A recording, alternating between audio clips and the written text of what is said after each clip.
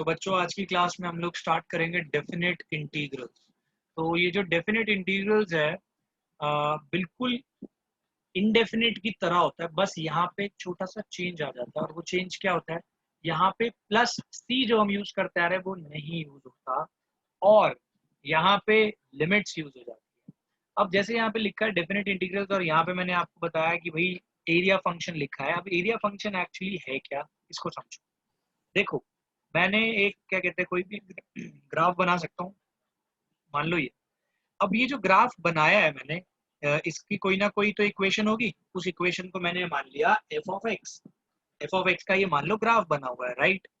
अगर मैं बोलता हूँ कि यार मुझे एरिया पता लगाना है यहाँ से, क्या कहते हैं, इसको मान लो ए, इसको मान लो बी, ठीक है।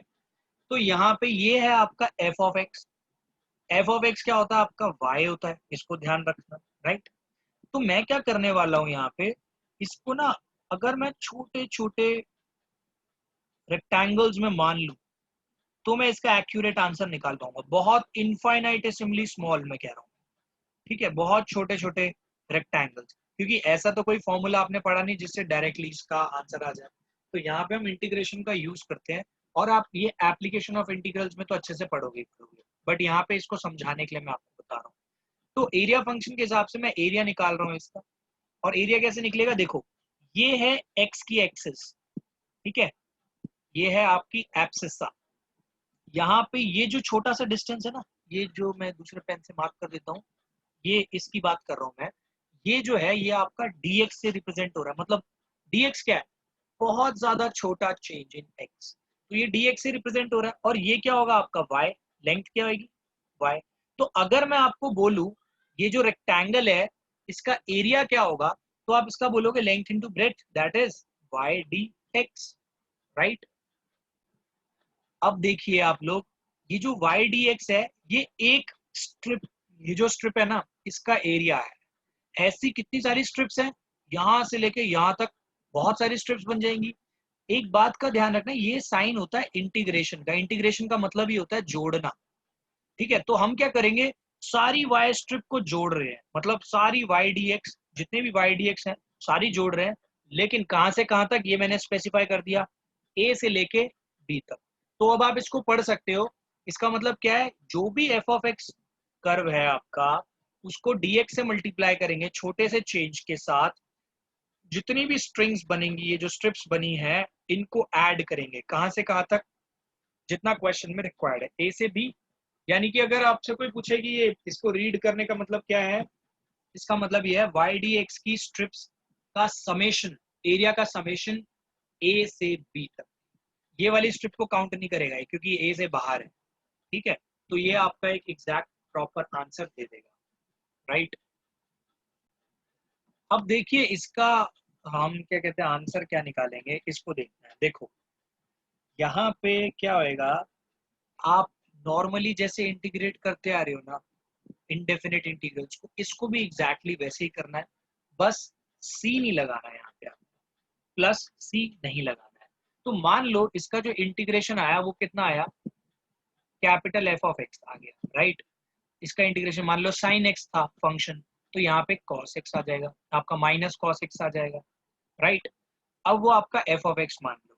आपको क्या करना है, जब ऐसा आएगा ना, ये और ये चीज यूज करनी है और यहाँ पे ना लिमिट लगानी है बी और ए। ये मैं प्रेजेंटेशन बता रहा हूँ, अभी क्वेश्चन के साथ भी सिखाऊंगा आपको क्या करना है। आपको जो भी आंसर आया उसके साइड में ये स्क्वायर ब्रैकेट लगा देने हैं, ऊपर लिखना है बी और नीचे लिखना है ए। अब इसका रेफरेंस क्या है, क्यों लिखा है, पता क्या करेंगे, जब ये आ जाएगा ना आपका आंसर, तो इसको आगे हम ऐसे लिखते हैं एफ। इसका मतलब ये है कि एक बार एक्स में बी की वैल्यू पुट करो, फिर सब्ट्रैक्ट करो एक्स में ए की वैल्यू पुट करो, तो आपका फाइनल आंसर ये आएगा जो भी सॉल्व होकर आ जाएगा, F of B minus F of A. ये इंटीग्रेटेड वर्जन है, ये आपका अभी इंटीग्रेट नहीं हुआ एफ ऑफ एक्स, हुआ है ये इंटीग्रेट होने के बाद वाला है। तो इसका यूज क्या हुआ, F of B minus F of ए।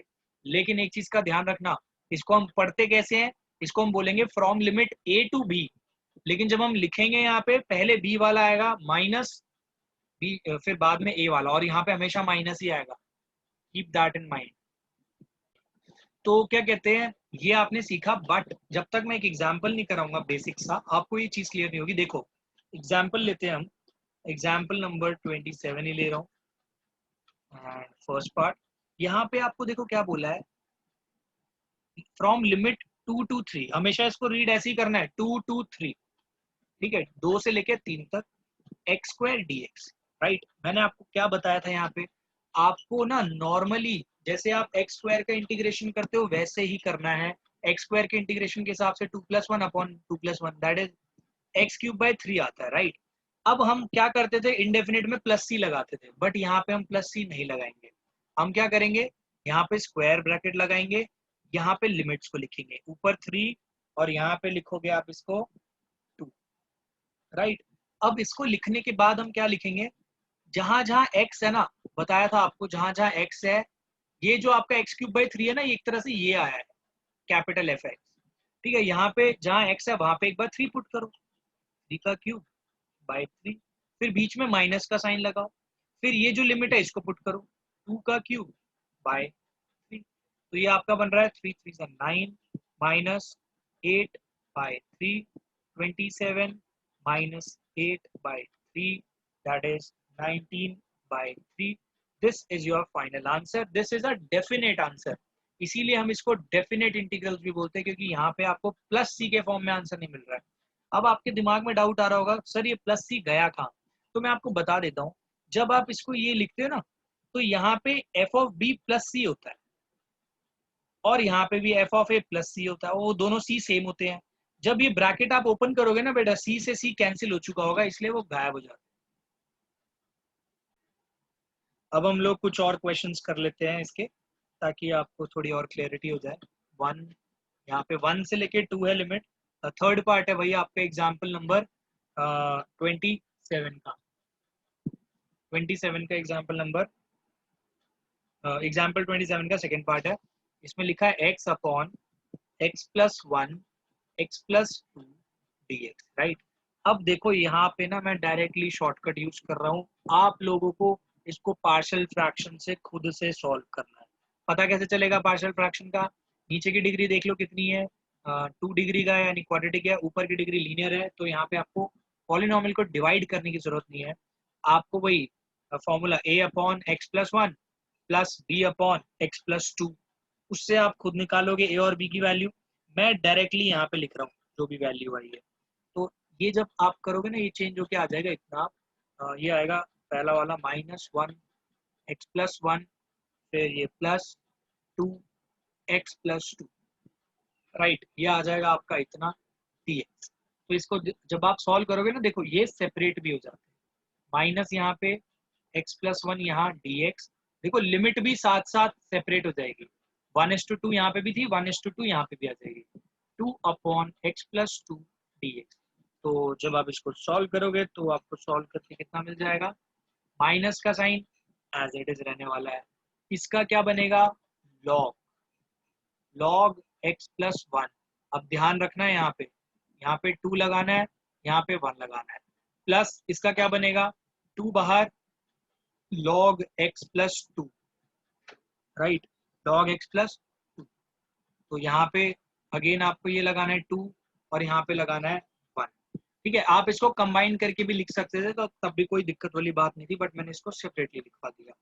अब यहाँ पे आपको वही सेम चीज अप्लाई करनी है, log 2, यहाँ पे देखो 2+1, यहाँ पे जहां जहां x है वहां वहां 2 पुट करो, 2+1 मतलब 3 हो जाएगा, फिर माइनस का साइन आएगा, log जहां जहां x है इसकी जगह ये पुट करो, ये आ जाएगा log 1+1 दैट इज, फिर नेक्स्ट +2, यहाँ पे जब आप पुट करोगे log, यहाँ पे कितना आएगा 2 जब यहाँ पुट करोगे log 4 आ रहा है, फिर यहाँ पे क्या कहते हैं माइनस का साइन लगाओगे आप, फिर log एक बार जब 1 पुट करोगे तो यहाँ लगेगा 3 आपका, ठीक है। इसके बाद बस इसको ओपन करना है, -log 3 plus log 2 plus 2 log 4 -2 log 3, right. तो आप इसको सॉल्व करके देखो बहुत आराम से लिख सकते हो। ये जो है ये आपका कितना बन जाएगा, पहले तो इसे देख लो, -log 3 माइनस 2 log 3, ठीक है। और देखो इसको भी चेंज करके मैं आपको बता रहा हूँ, यहाँ पे थोड़ा लॉग का कॉन्सेप्ट लग रहा है। देखो यहाँ पे आप इसको क्या लिख सकते हो, 4 को, चलो पहले तो मैं ना ये log 3 वाले पहले log 2 लिख रहा हूँ, ठीक है, ये log 2 लिख दिया मैंने। फिर 2 log 4 को देखो मैं क्या लिख सकता हूँ, देखो ये लिख सकता हूँ मैं इसको ऐसे, 2 log 2 का स्क्वायर माइनस ये 3 log 3 है, राइट। ये है आपका इतना। अब यहाँ पे देखो क्या कहते हैं, ये अगर इतना आ गया, इसको आप इधर भेज सकते हो।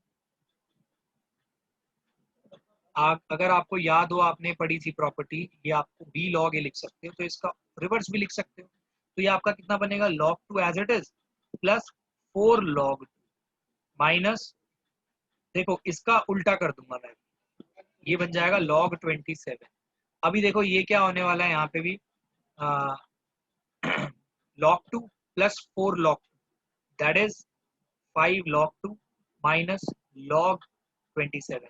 ये 5 अब इधर जाएगा पावर में, तो ये बन जाएगा log 2 की पावर 5 दैट इज 32। log देखो 2 की पावर में बन जाएगा 32 माइनस log 27, तो ये आपका फाइनल सॉल्व होके आ जाएगा log 32/7, क्योंकि log a minus log b क्या होता है, log a upon b, and this is, इसमें कोई प्लस c लगाने की कोई भी जरूरत नहीं। तो this is a very short video just to give you the idea of the concept. तो आपको क्या करना है, इससे पहले मैंने आपको वीडियोस में पूरा इंटीग्रेशन सिखाया कि कैसे इनडेफिनिट इंटीग्रेशन किया जाता है। आपको क्या करना है, सिर्फ नॉर्मल इनडेफिनिट इंटीग्रेशन करना है इसका, जैसे आप करते आ रहे हो। उसके बाद प्लस सी नहीं लगाना, बस आपको लास्ट में ना 2 लिमिट्स लगा के सब्ट्रैक्शन, ठीक है। तो मैं इसलिए इसके ज्यादा क्वेश्चंस करा नहीं रहा, क्योंकि वो रिपीटेटिव हो जाएंगे।